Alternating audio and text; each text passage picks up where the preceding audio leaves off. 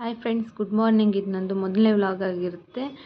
ಇವತ್ತು ಏಕಾದಶಿ ಇರೋದ್ರಿಂದ ಬೆಳಗ್ಗೆ ಬೇಗನೆ ಎದ್ದು ಎಲ್ಲ ಮನೆಯೆಲ್ಲ ಕ್ಲೀನ್ ಮಾಡಿ ತಣ್ಣೀರು ಸ್ನಾನ ಮಾಡಿ ಪೂಜೆ ಮಾಡೋದ್ರಿಂದ ತುಂಬ ಒಳ್ಳೆಯದು ಅಂತಂತ ಹೇಳ್ತಾರೆ. ಹಾಗಾಗಿ ನಾವು ಕೂಡ ಬೆಳಗ್ಗೆ ಬೇಗನೆ ಎದ್ವಿ. ನಾನು, ನಮ್ಮ ಮನೆಯವರು, ನನ್ನ ಮಗಳು 3 ಜನನೂ ಉಪವಾಸ ಮಾಡೋಣ ಅಂತ ಅಂದ್ಕೊಂಡಿದ್ವಿ. ನಾನು ಮಾಡೋಣ ಅಂತ ಅಂದೆ. ಅಷ್ಟರಲ್ಲಿ ನಮ್ಮ ಮನೆಯವ್ರು ನಾನು ಮಾಡ್ತೀನಿ ಅಂದರು, ನನ್ನ ಮಗಳು ನಾನು ಮಾಡ್ತೀನಿ ಅಂದರು. ಸರಿ ಆಯಿತು ಮಾಡೋಣ ಅಂತಂತ ಹೇಳಿ ಉಪವಾಸ ಮಾಡೋಕ್ಕೆ ಸ್ಟಾರ್ಟ್ ಮಾಡ್ಕೊಂಡ್ವಿ. ಬೆಳಗ್ಗೆ ಬೇಗ ಎದ್ದು ಮನೆ ಕೆಲಸ ಇರುತ್ತಲ್ಲ, ಮನೆಯೆಲ್ಲ ಒರೆಸಿ ಗುಡಿಸಿ ಎಲ್ಲ ಆದಮೇಲೆ ಸ್ನಾನ ಮಾಡ್ಕೊಬಂದು ಬಾಗಿಲಿಗೆ ರಂಗೋಲಿ ಎಲ್ಲ ಹಾಕಿ ಪೂಜೆ ಮಾಡೋಣ ಅಂತ ಅಂದ್ಬಿಟ್ಟು ಸ್ಟಾರ್ಟ್ ಮಾಡ್ಕೊಂಡ್ವಿ. ಮೊದಲನೇ ಏಕಾದಶಿಲೂ ಕೂಡ ನಾನು ಉಪವಾಸ ಇದ್ದೆ. ಆವಾಗ ನನ್ನ ಮಗಳೂ ಕೂಡ ಇದ್ಲು.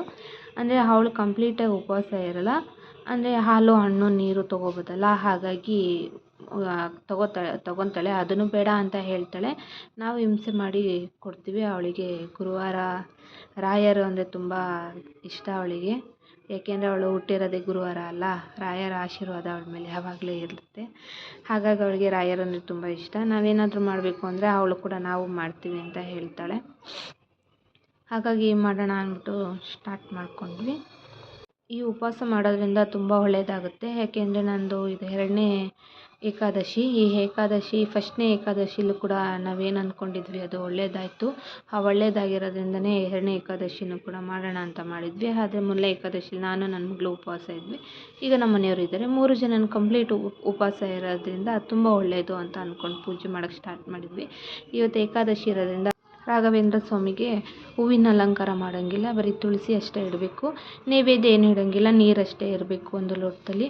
ತುಪ್ಪ ದೀಪ ಹಚ್ಚಿ ಎಲ್ಲ ಮುಗಿಸ್ಕೊಂಡು 3 ಜನನ ದೇವಸ್ಥಾನಕ್ಕೆ ಹೊರಟ್ವಿ.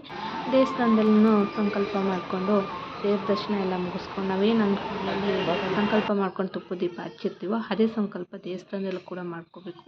ಮಾಡಿ ಪ್ರದಕ್ಷಿಣೆ ಎಲ್ಲ ಮುಗಿಸಿ ದೇವಸ್ಥಾನದಿಂದ ಇವತ್ತಿನ ವ್ಲಾಗ್ ಇಲ್ಲಿಗೆ ಮುಗಿಸ್ತಾ ಇದ್ದೀನಿ. ನನ್ನ ಚಾನಲ್ ಸಬ್ಸ್ಕ್ರೈಬ್ ಮಾಡಿ. Thank you very much.